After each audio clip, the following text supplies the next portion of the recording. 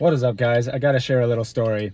This morning when I woke up and I could not find my glasses and I needed to take my kids to school and I didn't want to be late again. So searching, can't find them. Hectic morning, kids are arguing, kind of doing that fighting thing that I know a lot of us parents understand, or you remember when you were a kid with your siblings doing the same thing. And so anyway, looking for my glasses, can't find them, and I'm like, all right, we got to split. So jump in the car and we head to school. And in my car, I have an old pair of glasses from a previous lifetime that are really scuffed up and scarred and pretty messed up. This is them. I don't know if you could see through there. There we go. Just a lot of peeling, scratches, and I mean, they're really bad. All right. So they're very hard to see through, and hence why I needed to get new glasses. And so I just keep these as beaters, keep them in the car because you never know, right? And so this morning couldn't find my newer glasses, my clean, clear glasses. And, but we had to go. So I knew I had these in the car. I'm like, all right, let's go. I'll just pop these on. We'll do the school drop off. No worries. And sub story, the kids are arguing, and kind of fighting, not so bad, not extreme, but it's been happening so much, totally fatigued and exhausted by it. And when you're trying to cultivate a life of peace, as so many of us are, and have done so much work to get to that place, you know, admittedly, the child stuff gets really difficult because in some way it seems like they are programmed to avert peace. And so I have found that challenging from parenthood. You want to call it, you know, conscious parenthood, spiritual parenthood, whatever you want to call it. Doesn't really matter. So I, like so many of us, have struggled with the kids and their kind of warring nature. But anyway, today wasn't like cataclysmic, but they were still doing the thing. And right when we walked out the door, it was, you know, blowing up a little bit. He punched me, she kicked me, he punched me, she kicked me, kind of thing. He said, she said. So anyway, we get in the car and I'm frustrated as usual by this lack of peace, but that's my resistance. So, you know, I'm trying to figure out, like, I'm always trying to figure out how I can communicate this with these guys. And so I'm putting these glasses on and it's really hard to see. And I share that with, you know, I take off the glasses and I'm like, guys, look at this, you know, and I showed them my glasses and I was like, all right, I want you to imagine that with my glasses off and just with these natural eyes, like a newborn baby, and they've got a little baby brother. So I'm telling them to imagine it through his eyes. Newborn babies kind of like seeing the world clearly, right? Seeing the trees, seeing the sky, seeing the ocean, seeing this, you know, seeing everything clearly. And it's a beautiful world, a beautiful sky, beautiful clouds, beautiful trees, beautiful sea, beautiful stream. And let's just imagine that that's the truth. So I'm trying to get them to imagine that my eyes with nothing on them is seeing the actual truth. And then I told them, as people and children grow older and they have experiences, they start to collect those experiences. And those experiences are, you know, sometimes they're traumatic, sometimes they're sad, sometimes they're joyous, sometimes they're celebrational, sometimes, you know, they're devastating.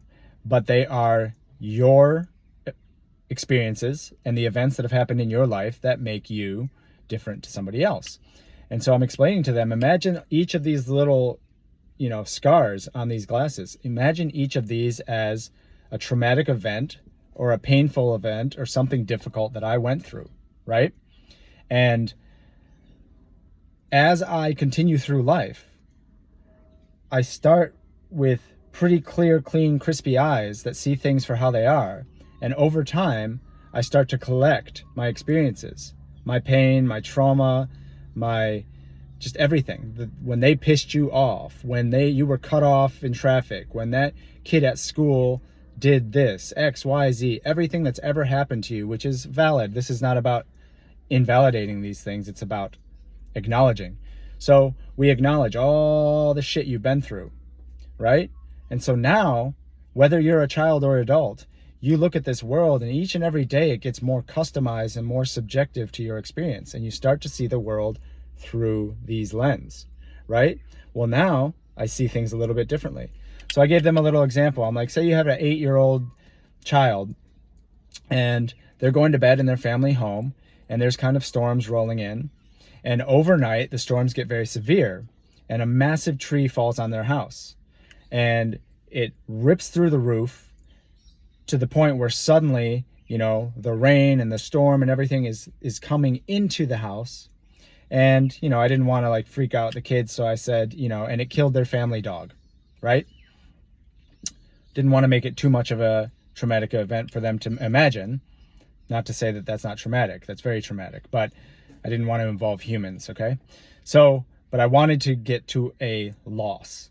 And I told them, like, what happens as that child gets older and that family develops and gets older is they might start to see things a little bit differently. They now have a scar on their glasses and that they collectively as a family experienced. So even the family then is putting on similar glasses because they went through a similar event.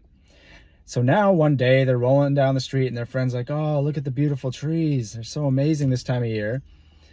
And the person goes, yeah, I don't really like trees. Or they just are dismissive and they're like, yeah, it's okay. And I was trying to explain to my kids that I said, why? Why do you think that person was dismissive about the trees? And my son was like, because that tree fell on their house and killed their dog when they were young. And I was like, 100%, right? And I was like, look at that sea, look at the ocean. Isn't it beautiful? Well, it's beautiful unless you are a survivor of a traumatic event on the ocean, on the sea, of which there are many. Whether that's drowning or shark attack or what have you, it happens. And so where one person says the ocean is beautiful, the other person says, they're triggered, right? Terrible car crash in a red Toyota. That's your experience. That's the gash that's the scar that's on your glasses, and that's how you see the world, right? So now you're 22 years old and your friend is going to buy their first brand new car. And they roll up and they see a red Toyota and they're like, oh my God, I love this thing. This is beautiful. This is so me. What do you think? And the person's like, I don't love it, right? They're not smug. They're not negative. They've had an experience that you're not aware of. They have a scar that you can't see that's on the inside, not on the outside. And it informs how they see the world. So, suddenly you're like, yeah, I don't really like that car. I don't really like trees. Yeah, the ocean's not for me, right? All of these things are informed by your experiences, and your experiences can be thought of as the scars and the gashes and the peels that are all over this pair of glasses. Which, by the way, if you wanted to look at like an orca or even a great white shark, you'll see these battle wounds that they have all over their body from the things that they've been through, right? So we do wear our scars, but it's really subjective and it's really personal and it's how we see the world. So I explained to them, because I see what their conflict as a mini war. I said, you always have, if you have a guidance counselor or a teacher or a conflict at school that's trying to be resolved, that teacher will always have children who are telling their side of the story. And I told them there's always two sides to a story, and there's a concept called he said, she said. And once I explained it, that was familiar to them. There's always something that somebody else has done that's triggered this event. And so I said to my kid, I said to my son, I'm like, there's always a reason on both sides for the way somebody's behaving. And then he said, no, not really. Like, sometimes it's not. And I intuitively knew what he was getting at, right? So I even went further to explain it another way. I said, okay, one day you're in school and randomly some kid comes up and pours a bucket of bleach over your head, right? Unprovoked, you didn't do anything. So now you're at the guidance counselor and, you're telling your side of the story and this happened and you weren't doing anything. You were minding your own business and all of a sudden this thing happened. So in a child's mind, and unfortunately it turns out in an adult's mind as well, the event was 100% not justified. And you are 100% the victim, and the other person is 100% at fault.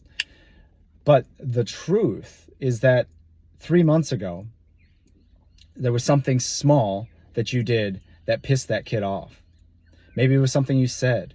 Maybe it was a laughing, a smirk. Maybe it was just a subtle eye roll. It doesn't matter what it is. Remember, this is subjective and personal, and we're very emotional beings, and we navigate the world through our feelings. So this kid, unbeknownst to you, got offended, felt hurt, felt attacked, felt judged, felt shamed, felt ostracized, right? For whatever reason that was unaware to you. And every day for the following 90 days, everything you said, every little outburst in class, everything you did, that person had a little lens on you, and it just drove them crazy. Because somewhere in their experience, you pissed them off. You bothered them in a way that you're unaware of, but they carry with them as a battle wound, and that they see the world through this lens. They don't see it through your lens, they see it through this lens. And in their mind, you've done a lot. And after 90 days of it boiling and building, right, they took the action and poured this bucket of bleach over your head. So yes, at some level, unprovoked, shouldn't have done it. You know, nothing that you did overtly caused that. But causation always has source. And the source was could be microaggressions, micro energy attacks, just microscopic energy, entanglements that, real or perceived, right? Mind you, this could be perceived. It could not even be real. And you truly you didn't actually do anything in malice or have any ill intent, because this happens also. But it doesn't change the fact that the person still had reason, experience, and motivation for what they did, right? And until we understand why and what that person experienced to lead to that point, we're always going to have a he said, she said. We're always going to have a right and a wrong. We're always going to have people that think that the other side is inherently wrong.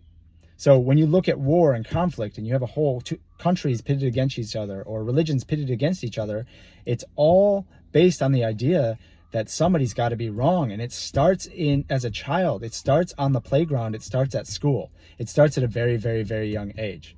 So this seed of war that's inside all of us is inside of us. And it grows and it manifests into a 500-year-old oak tree. And that's the reality we're looking at on this planet today.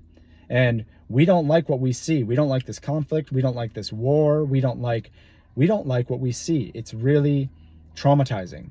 And the collective is suffering. But when the collective is told that the world is a mirror, as within, so without, as in to say that everything you see out here is a reflection of the internal state, that is not understood by many people, like truly what is being said. So I'm trying to help break that down a little bit, because the meaning of that is that when that seed turns into a 500-year-old oak tree, we see war on the news. It is a direct reflection of us. And so we blame each other, we shame each other. You see the comment section, you see how nasty it gets out here politically. You see people that believe they're on the right side and the other people are on the wrong side. And that is the commonality, whether you're talking about war, politics, or it's a sports rivalry, it's the exact same thing. People are pitted against each other and believe the other side is somehow inherently wrong. Now, this way of thinking is a subjective, scarred lens view on reality. It means like, I am the victim and this is what's happened to me and these are all my scars and these are all the things that make me who I am. And I identify with all of these scars. I identify with this pain. I identify with this trauma. And this informs everything. And you're wrong, because if you knew what's going on in here, you would be ashamed of how you've behaved. That is what everybody ultimately believes. And it's completely understandable why we got to that point. So we are a multi-dimensional family that believes in the spirit realm and extraterrestrial, extra-dimensional, multiple realities. So spoiler alert, I'm talking to my kids right now. Now we've pulled up to school and I say, you guys know that there's a multitude and myriad life out there, right? And they're like, yeah. And I'm like, would it make sense to you that there's a planet where people are kind of still at that caveman level? They haven't evolved to the point where they have computers and iPhones and internet and all that connectivity. Can you imagine that to be true? And they're like, yes. And I was like, okay, could you imagine that there's a planet out there where people just like us are kind of warring and fighting over things, resources, power, what have you? And they're like, yeah, I can imagine that there's a warring planet out there. I'm like, yeah. Can you also imagine a planet, a peaceful planet? And they're like, yes. I'm like, okay, so you think there's a peaceful planet out there somewhere where things just, where people can live their life kind of peacefully without the worry of this imminent threat of war? And they're like, yeah. And I'm like, that's awesome. I believe all these things as well. I believe there's peaceful planets, warring planets, and everything in between. I genuinely believe that. I also would say I know that because that's an intuitive thing. But if there were a peaceful planet, I'm trying to leave my kids, at drop off with some sort of resolution to this conversation. So I'm like, if there is a peaceful planet, how would they get there? How would they arrive at a peaceful planet? And so I asked them, would they be able to arrive at a peaceful planet if everybody on that planet, all the pain, trauma, scars, everything that everybody has subjectively and personally gone through on that planet, that informs the lens from which they see the world, not the pure one from birth, but the one through the lived experience. And if everybody's looking through these, do we have a chance at a peaceful planet? Or is a peaceful planet only possible when people recognize the glasses, take them off for the first time ever, set them down, and go, shit, my experiences are real. My traumas are real and my pain is real. But the way that I have used that and directed it through these lenses to see the world and lose compassion and empathy in other people and believe myself to be right and others to be wrong as a result of it, that part, I regret to say, is completely off. It's off, it's wrong, it's not working, it's not helpful, it's the seed of war, it is the germination of war, it is the proliferation of war. It is the war within, it is the war that is at your, dinner table when you sit around with your family, where you want to get on the internet and say it's everybody else in all these categories, but the truth is that seed of war, negativity, and hate is at your dinner table. It's inside your family. And that manifested collective consciousness, hatred, anger, bitterness at not being seen, heard, felt, understood collectively contributes to a collective consciousness of war, anger, hate, and turmoil. And therefore, that's what we're seeing. And the only way through, the only way to the promised land, the only way that we're going to get where some theoretically think we want to get, but I think erroneously don't understand how to get there, is it will not be resolved by a new regime, by a new political party, we're not going to move these little chess pieces and it's going to resolve.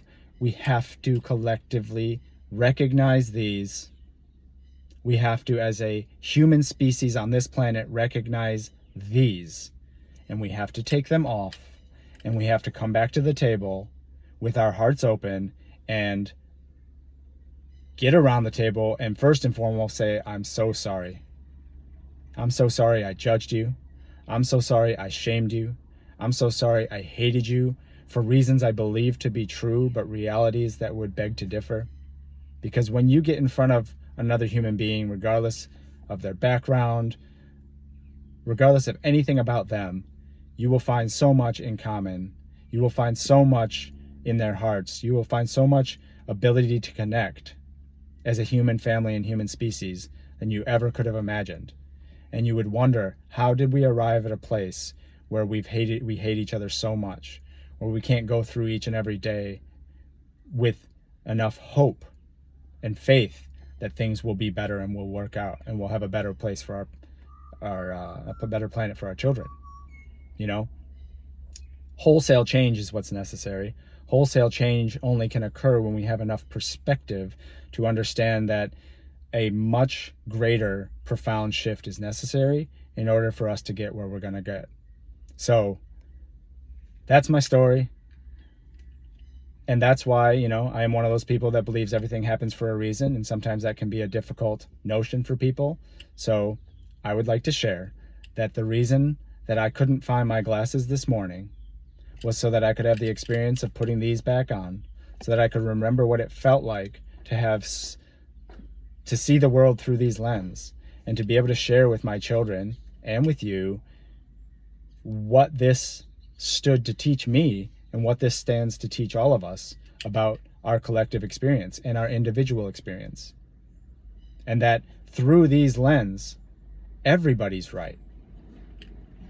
Right? When you listen to Kid A with, not Radiohead, Kid A, the child A, and their experience, you'll be like, okay, they were the victim, the other person just attacked them. Then you listen to child B or Kid B, and you're like, okay, now it kind of sounds like they're the innocent one and the other child attacked them, right? When we actually put on the other glasses, we will begin to be able to see the world through those eyes. And we will understand why somebody's afraid of the ocean. We will understand why somebody doesn't like red Toyotas. And we will finally understand why that person doesn't like trees. And when we can take the glasses off, which is a deep, profound perspective shift that will lead to an inundation of transformation, change, and healing,